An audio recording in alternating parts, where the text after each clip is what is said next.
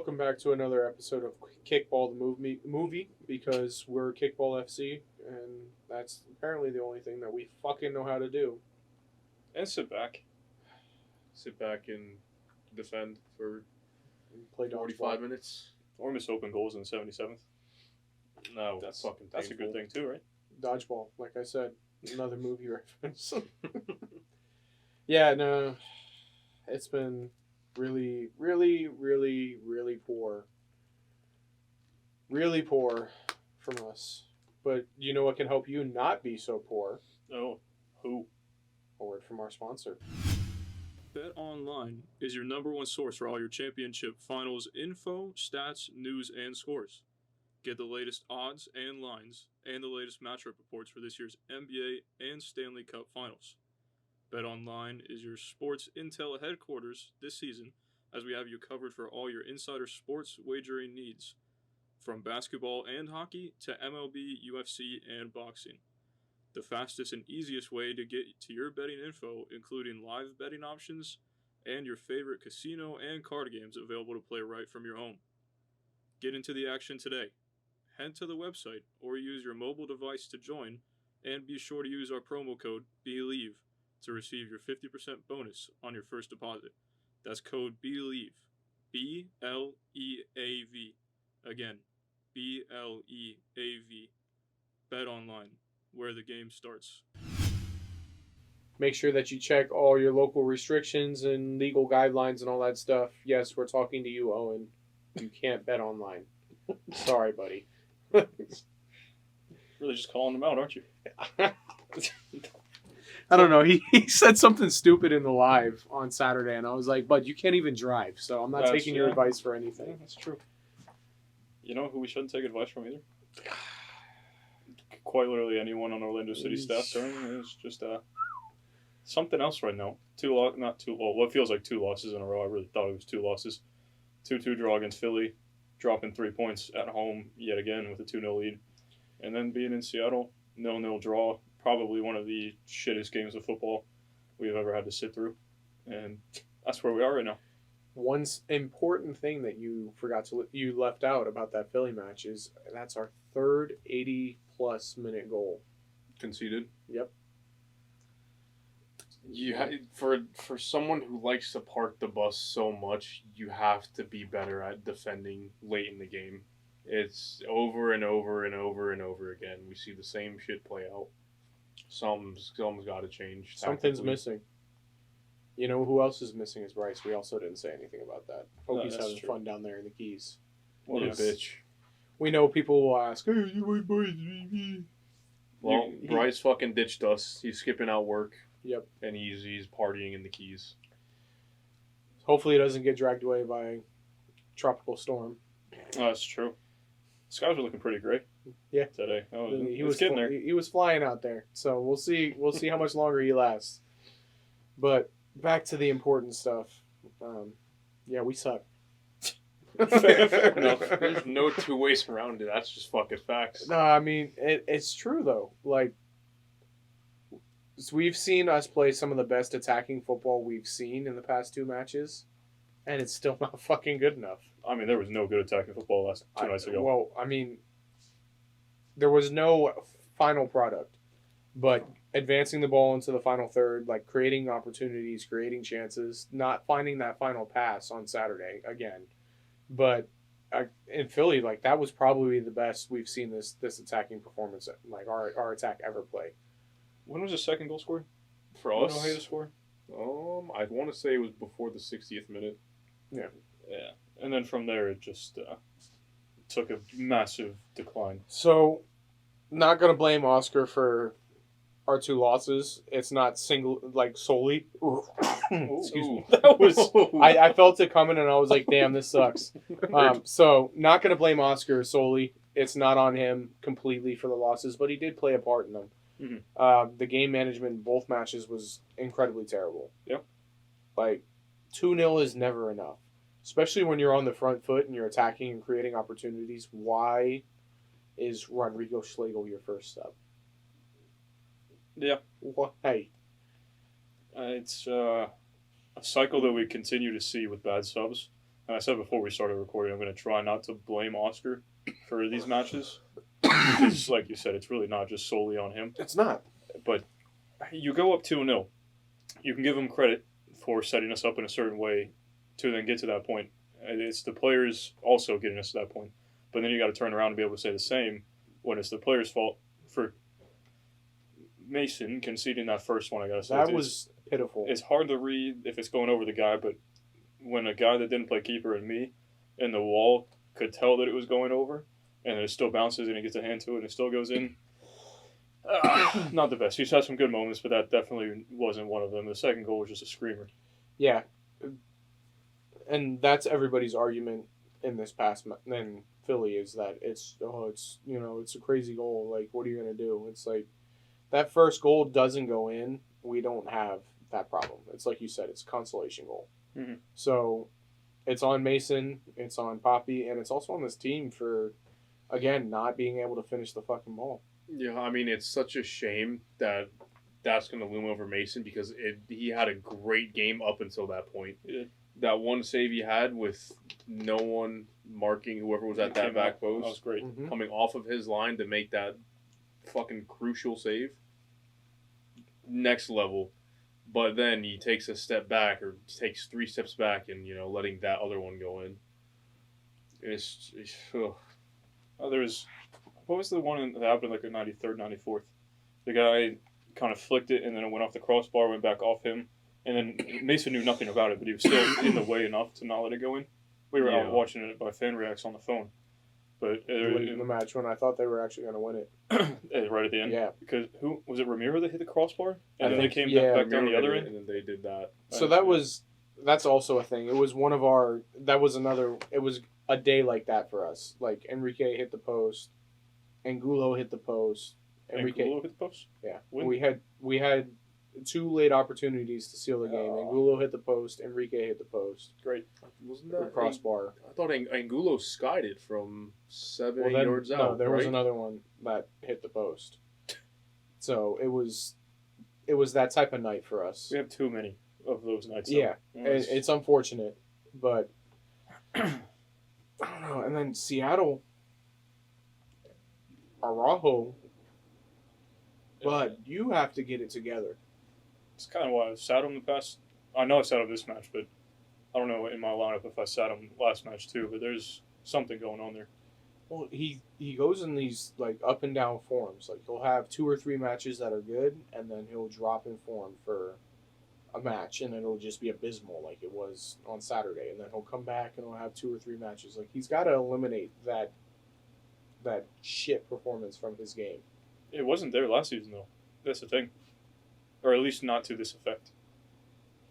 I don't know what's going on, but I feel like right now the midfield should, from what we saw in the 7 minutes of Dagerdan that we saw, it should be Cartagena Dagerdan. Yeah, It's right now. It's time, right? You see it how we did it with our strikers up top. You've seen Carr play. You've seen Duncan play. You've seen Enrique get a couple minutes. It's time to start rotating your midfield, right? Like I said, play the hot hand. Right now, Araujo's really not all that good, not all that great. It's time for Dan to come on and bring a little spark, right? We've seen it from the little time he's been on the past 2 games. Mm-hmm. He's looked decent. He's got good composure on the ball. I think he has a better passing range than Caesar, which isn't really that hard. He's something that we kind of need right now. Yep. What was the goal where he combined with Gaston on the left? Gaston put a ball in. I know what you're talking about. I forget what game that was. I was going to say it was Charlotte, but obviously it wasn't Charlotte in the No, Open it was Cup. a home game, I believe, too, right? No, because I remember it watching was on TV. Oh, Yeah. yeah right. But he had that link up play with Gaston, and Gaston's hurt right now, so we can't see that link up. But if he has that ability to kind of float on the left side of the pitch, and if that's where he likes to play, let him play that. But I think maybe you have to figure out where that comes in, because I said sit Araujo and just play him and Cartagena. But Cartagena is kind of good as an 8. He's good defensively, but he can also get forward. So maybe it's Mo that has to come out and just get some rest, because I think he's played the past couple. I think he started the past couple games. He didn't start. No, he didn't No, start. but before that, so I guess he did get his rest. I don't know, but you got to find a way to get him in that squad right now because there's some sort of spark in the midfield that we need, and I think that could be him. Well, we've seen Cartagena play center back, so you know it's something he can do, defend and sit back. So I think it's just something like he needs to be asked to do. Like right now, he's being asked to be that box-to-box midfielder for us, that like more true number 8. Whereas if you play him in that Araujo type position, you tell him to sit and defend and be that 6 for us. So. Okay. I was going to say that worked out really well for us last year when Araujo was just the guy to sit, and then we could get one more guy forward as that 8 and have 2 8s and then 1 6. So if that's what can start working for us again, then we just need to do that. Yeah, I was going to say, I think that Wilder's more than capable of playing that 6 role. I think the way he's playing the 8 is because Caesar has no capability of getting forward, right? He doesn't have the IQ of finding a quick pass, right? We've seen it. I don't know if I said it on the pod or it was at the stadium for the beautiful game when I was talking to. I'm forgetting the name. Connor, Logan, Steven. All 3 of them, I think. Yes. There was a ball, right? He's sitting at the top of the box. You see someone making a run to your right, and instead of playing him, he turns around and makes a back pass. It's a back pass. Like, it's just little things like that just fucking piss me off.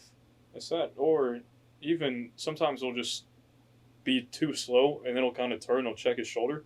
Like, it's a good thing, but then he sees the guy right behind him, and once he feels the slightest bit of contact, he goes down and just wins a foul. That he did that specifically last match against Seattle, and there was 2 of our players wide open to his left, and he could have just dumped it off, and then he's fine. But then he draws a foul, and he stops the flow of play, and then everyone's got to reset, gives time Seattle to get back, and then whatever this ball over the top. Yeah, nobody. Now we have no possession. It's just a frustrating way to try to play the game, and I think we've kind of found out that's the player that he is because he likes to go down easily. He flops. He's gotten fined for it at least twice now. So if we can, I want to say if we can get that out of his game, he can be a great player. But even then, his passing range has got to improve, and just the quickness has to be there. Yeah, he's kind of fallen off because we really talked very highly of him last year. And we were talking about, like, this is someone we have to enjoy because he's not going to be here for very long. Like, at this point, like, he's going to be here for a good while. Or he could not be here for very long, but just not in the capacity that we thought last year. Yeah. I don't know. It's frustrating to see, like, 2 performances like that, you know? Like, losing a game like that to Philly, we were hoping that Seattle could be a bounce-back game. Especially with the amount of players that they're missing. They're missing 6 or 7? 7, yeah. 5 of the Roldan brothers, Jordan Morris, Raul Ruiz was out, and one other that I can't remember. Yeah. There were good, important players out for them. Arriaga was out. That's another one. But everybody was saying this has to be 3 points. And then it comes out to not be 3 points, and we're just sat here stagnant. Goalless draw with us reacting to fucking nothing, sitting there for 90 minutes. Yeah, doing a watch-along during that game. I was half asleep by the 15th minute, probably. Yeah. That's why I get how Kevincho feels. Trying to do SKC. Yeah, they've been in about the same form as us the past month or 2, so I don't know. It's hard to be optimistic about either one of those performances. Like, the attack looked good in Philly, and then it just stopped. The only other thing I have to say about Seattle is Ojeda. He needs to come off the bench. He needs to come off the bench. Did he start against? He started against Philly. He scored that second goal. He had a goal and assist in that game, and then we were. I feel like the Seattle game. It's not even. You can't single out one player. I think across the board it was just poor. A very below average game, but entirely. Didn't the team look much better as soon as Mo came in that game? If Kuno bounced out to the right against Seattle. Yeah, you're asking the wrong person. Honestly, I wish I could tell you, but that game put me to sleep. I was trying to read chat and focus on a shit game. It was not also, a good mix. Mo, you have to put that away. Yeah. You have to put that away. Especially from your captain, your number 10, who's been here for years. That's something you expect to, at the minimum, hit the target. But to sky it like Angulo did 2 games ago, Yeah. you've got to expect better composure. Like, that's something I would expect from Angulo, not Mo. That is God Carlos Rivas. damn, that's gone. Never mind. What do you say? As the captain, like that's where you're supposed to step up. You're supposed to be the experienced leader on this team. Like have composure in those moments. Like everybody messes up every once in a while. Everybody makes their mistakes and stuff, but when you haven't done anything, contributing to a goal realistically this season, and then you have that opportunity, you have to take it as a captain. You have to take it. You're not seeing Luka Modric walk up to that and miss it. Obviously, way different, but it's just kind of that same captain, leader, experience, philosophy of you got to put that away when you got the chance. In the big moments, you're supposed to be the one that wants to be on the ball and making things happen. Mm-hmm. Like that's what you expect from somebody like that. I'm waiting for the signing that we make that is our Carlos Hill or our Hani Mukhtar. Like, we need just someone in the middle of the park that can do that. If it's Facundo, then make it Facundo. Then Ojeda can play out right and then or out left, and he just has to deal with the fact that he can't come inside. But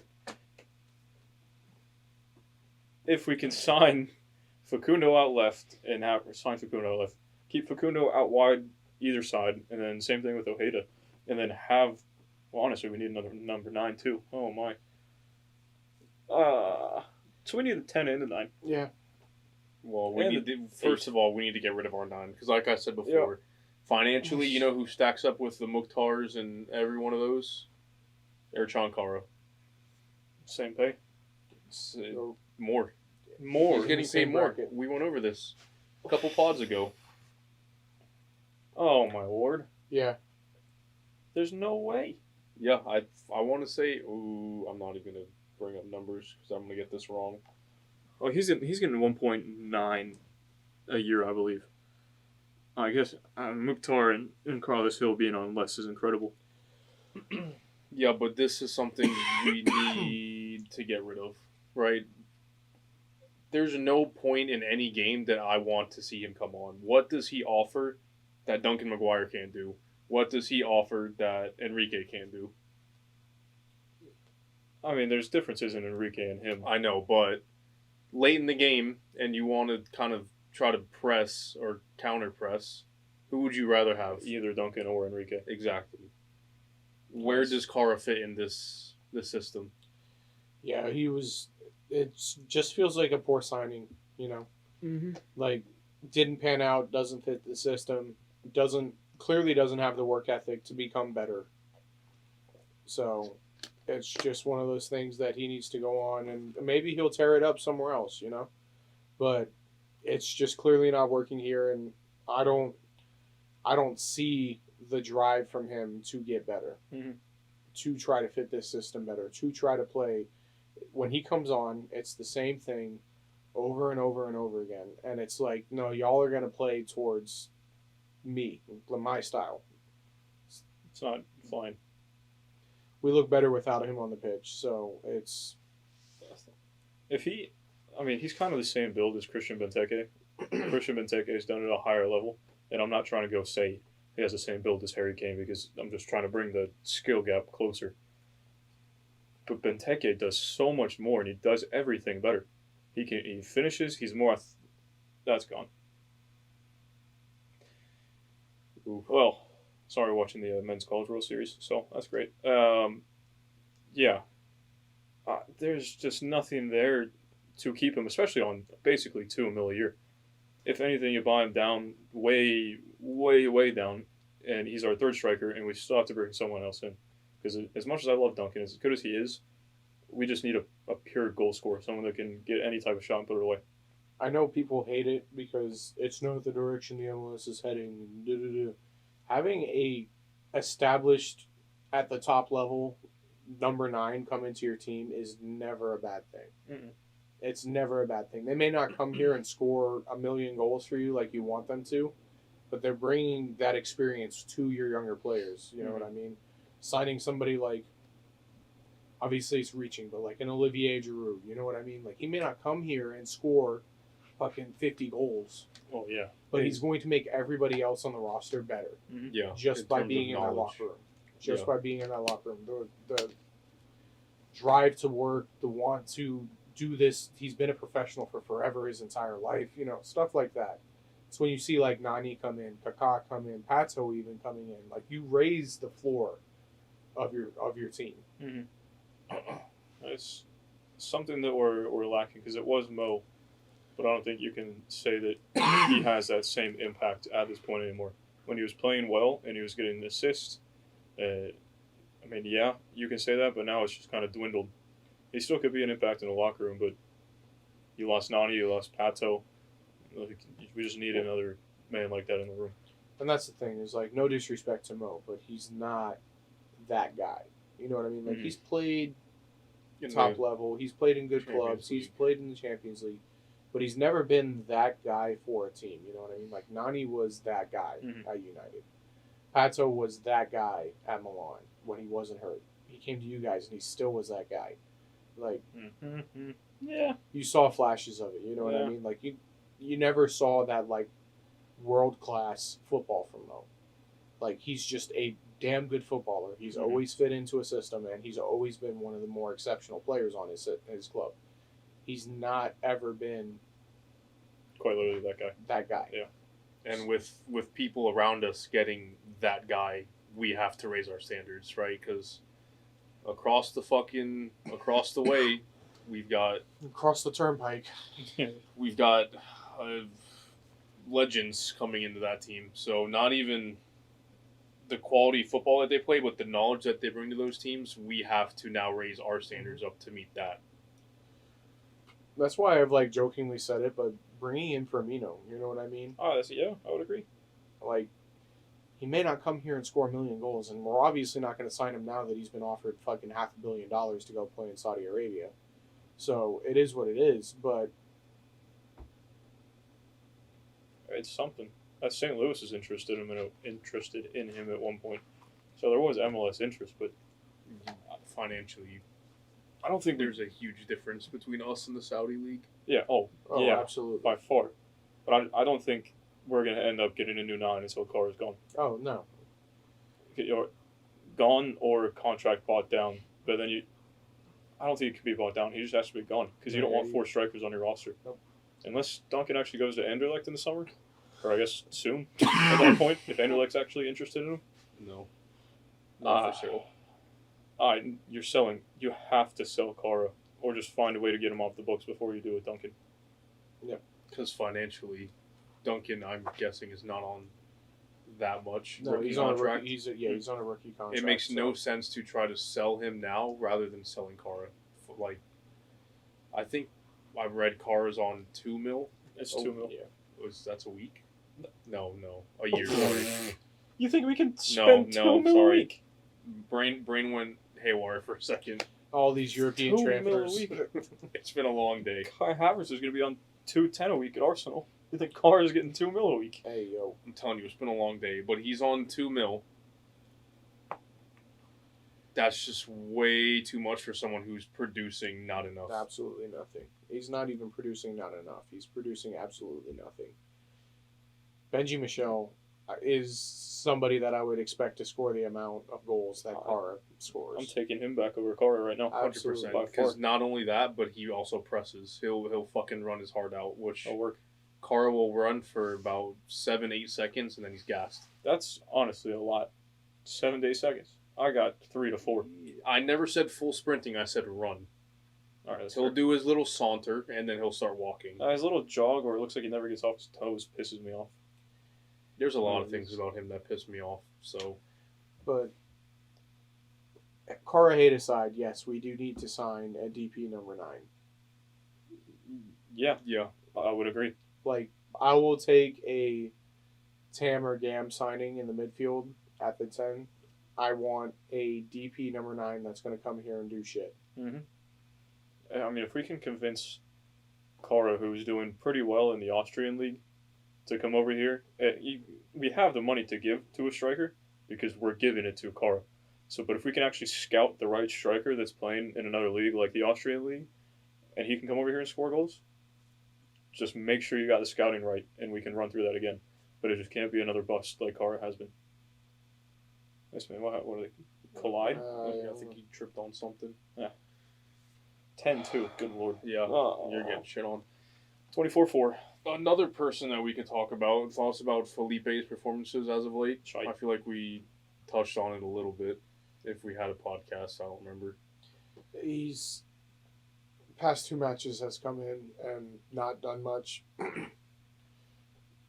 at all. Mhm. He's been So poor. really bad. The amount of passes that have gone astray from both him and Araujo, it's it's amazing.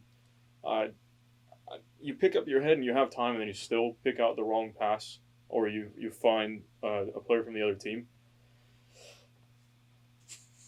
It's frustrating. Is he a double agent? From what was he from Austin? Yeah, they said double agent from that 2 red card performance last year. Which That's fucking horseshit. We pissed me deserve that. Yeah. That should have been 3 points. Yeah. Yeah, he's not been it, and again, it's frustrating to not see Dagger Dan come into Mhm. these games because he's shown us more in the minutes that he's been given. So There's got to be something happening then. Look, I feel like the way Dan has been playing it is the way I expected Felipe to play. Maybe not the same spark, but at least the composure on the ball.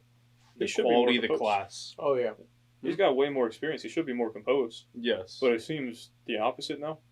He's playing the way that an inexperienced kind of player would be, as to where Dagger Dan comes in, provides that spark, and still has like the pass finding ability, I guess you can say. So, if we don't see Dagger Dan start on Saturday, I don't know. If it's Cartagena or Araujo, or if There's it's no Araujo way. Felipe, I don't want to hate on Araujo, but either Right, one he of needs those to two, sit a game. yeah. Regardless Yeah, of the yeah. way you feel about him, I feel like now is a good time to let him get a rest, now that Cartagena's back. Is there any update on Mikey? I haven't know heard he anything. limped off with It was a a hammy pulled injury. Yeah, Yeah. I haven't heard anything like major about it. So You're probably not going to. Yeah, well, that's Orlando City in the MLS for you. Kyle did come on and have a decent-ish performance, I would say. He should have started. yeah, he should have never been put Taken to the off. bench. Like, I support Mikey. I want to see him do well, but we like the hot hand here. Like we've said it about every position. So the hot hand plays, and Kyle Smith's the hot hand right now. He's done nothing to lose that spot. Yeah. So Not even that. He's played above my expectations this year, so I don't know tactically what he was thinking or if it's just giving him a day off. maybe it's But- something he saw, watching film on Seattle. He thought it was something we can exploit with a more dynamic fullback, but Yeah, I mean, no disrespect to Mikey or anything. I mean, I think he was my player to watch this year, Yeah. but tactically, the way we play with Kyle, I think we've looked a lot better than we have with Mikey. should we get into bottom 2, top 1? Is there even a top one? Yeah. Pedro, Well, clean sheet. can we do from both games? Sure. Let's do an aggregate. Yeah. Oh, So we'll do 2 and 2, 1 from each game, top 1, bottom 1 from each game. I thought you meant just combine both, Yeah, that's Or- what I was thinking. All right. because there's really Just not to much make it to a go little off easier. of. Here, yeah. Because Seattle games, I remember very little.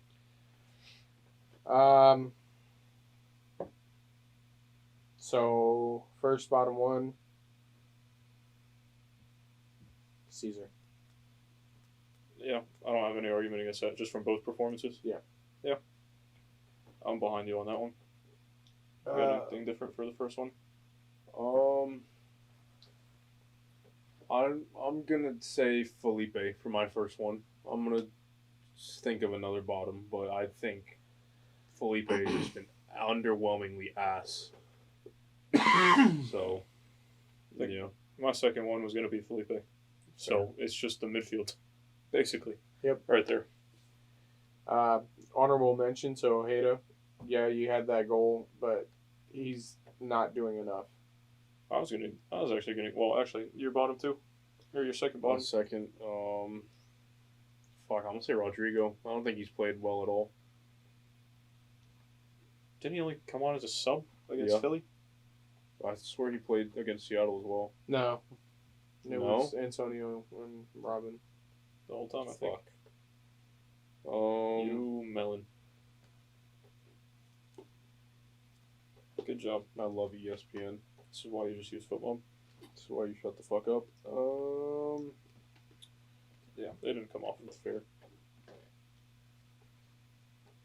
Then I guess I would have to give it to Caesar. I feel like between Caesar, Cara, and Rodrigo, all Week three it's of somebody. them compete for my last spot. No, All Felipe. three of them have been. Felipe was my first one. Oh, that's right, because you went Felipe Caesar, and then we went Caesar Felipe. Yeah. So between same those thing. three. Yeah. My top one was actually going to be Halliday, just because he has a goal and an assist against Philly. Yeah, but then you come and back it up with a performance like you did against Seattle. Everybody played like shit against Seattle. Yeah, but Where else are you going to get a top one? Pedro Fair. The one game Yeah. he played. coming back with a clean sheet. Sorry, Chipotle's coming back to bite. Facundo looked a little bright coming back from international. Obviously didn't do anything to help the scoreline, but I mean Duncan. Yeah. For me, my top one would be Duncan. Scored a goal. Pressed well. May have Had more scored 2 opportunities. goals depending on how you look at it. Scored a goal. He scored against Philly. Yeah, that was the whole slide. Oh, that's right. Yeah. Back up Duh. to his feet. Yeah. And then depending on how you look at Ojeda's goal, could have come off Duncan. Honestly, don't remember. Only angle I've seen is when we were watching it live in the stadium, so I haven't went back and watched the Could highlights. have come off Duncan. So maybe Duncan 2 goals. Or assist and goal. Yeah. That's fair. No, because it came off of him after Ojeda. Oh, you're saying Ojeda hit it and then it went off of Duncan. Gotcha. Are you okay? I thought he said like it came off of Duncan and then went to Ojeda. No. No. Yeah. Not much bright spots to talk about from these past 2 matches, that's for sure. Not at all.